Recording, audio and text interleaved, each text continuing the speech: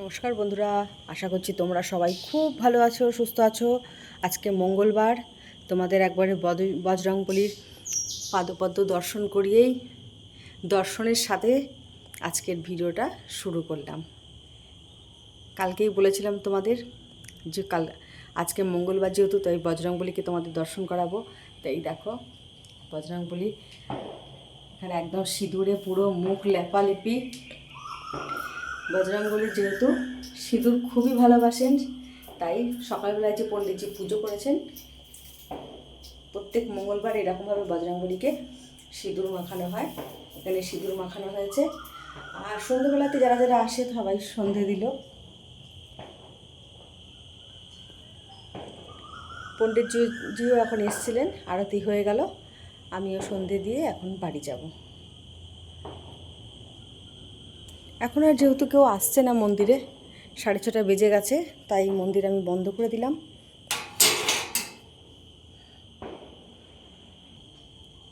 এখানে আরতি হয়ে গেছে, দেখো আরতির প্রদীপ ওখানে রাখা আছে। ভোলে বাবার মন্দিরেও এখন ছোট দরজাটা বন্ধ করে দিলাম। এখন সবে সন্ধে দেওয়া হয়েছে, তাই বড় কাঠের দরজাটা বন্ধ করলাম না, এটা বন্ধ করে দিলাম। আর এখানে পণ্ডিতজি আমাকে প্রসাদ দিয়েছিল, প্রসাদটা নিয়ে নিই। এই দেখো লাড্ডু প্রসাদ।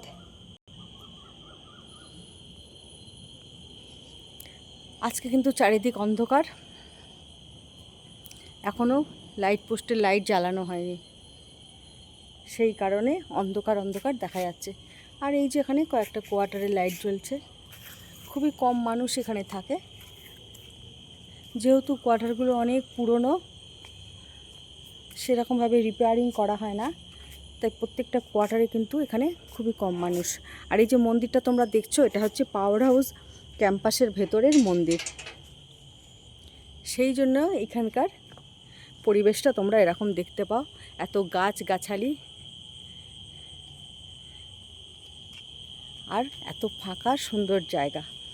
না হলে কিন্তু শহরের মধ্যে এইরকম জায়গা দেখা যায় না। তাই বাজার থেকেও যারা প্রথম প্রথম এখানে আসে, তারা কিন্তু একবারে এসে অবাক হয়ে যায়। কেউ কেউ তো একদম পুরো ভয় পেয়ে যায় যে কোথায় চলে এসেছি। কেননা যারা মেন বাজারে থাকে, তারা তো ভাবতেও পারে না যে শহরের মধ্যে এরকম একটা জায়গা আছে, যে এত জঙ্গল ঘন। আর আমরা যেহেতু পাশেই থাকি, তাই আমাদের থেকে থেকে অভ্যাস হয়ে গেছে, কোনো ভয় নেই, কিছু নেই এখানে। বাইরের লোকেরা তো রীতিমতো ভয় পেয়ে যায়, সন্ধে হলে তো কেউ ঢুকতেই চায় না এখানে। এখানে ভেপারের লাইট জ্বলছে, এই দেখো। এটা কিন্তু আমাদের বাড়ির পেছনের রাস্তা, মানে আমরা বানিয়ে রেখেছি একটা রাস্তা নিজেদের সুবিধার জন্য। এই রাস্তাটা আমাদের থাকার নয়, মেন রাস্তা আমাদের অন্যদিকে। তা এই জায়গাটাতে আসতে বেশ ভালো লাগে, যেহেতু গাছপালা, মাটি, প্রকৃতির সঙ্গে একদম মেলা। সন্ধেবেলায় সন্ধে জেলে একটু সময় কাটাতে বেশ ভালো লাগে। আর আজকে তোমাদের যেহেতু ভিডিও বানাচ্ছি, তাই জন্য এত দূর আসছি, নাহলে কিন্তু এখন আসতাম না, বাড়ি চলে যেতাম, সন্ধে জ্বালতে হবে।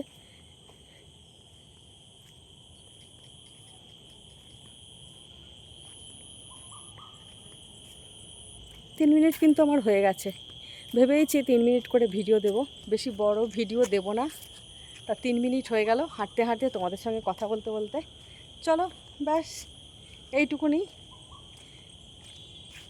ভিডিওটা করে চালু রেখে নিজেকে অ্যাক্টিভ রাখাটা আমার প্রধান উদ্দেশ্য। তাতে যদি একটাও ভিউজ আসে, তাতেই আমি খুব খুশি।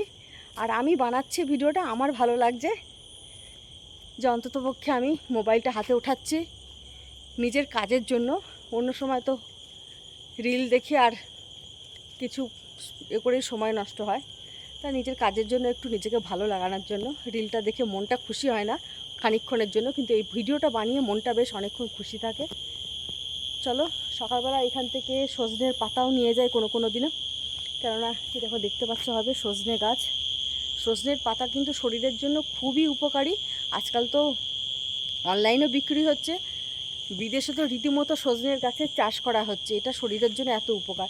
তা আমাদের এখানে যেহেতু পাওয়া যায় এত সহজে হাতে নাগালে, তা চেষ্টা করি প্রায় দিনই, যেদিনকেই ডাল বানাই অল্প একটু ভেঙে নিয়ে যাই, ডালের মধ্যে দিয়ে দিই এক মুঠো শাক।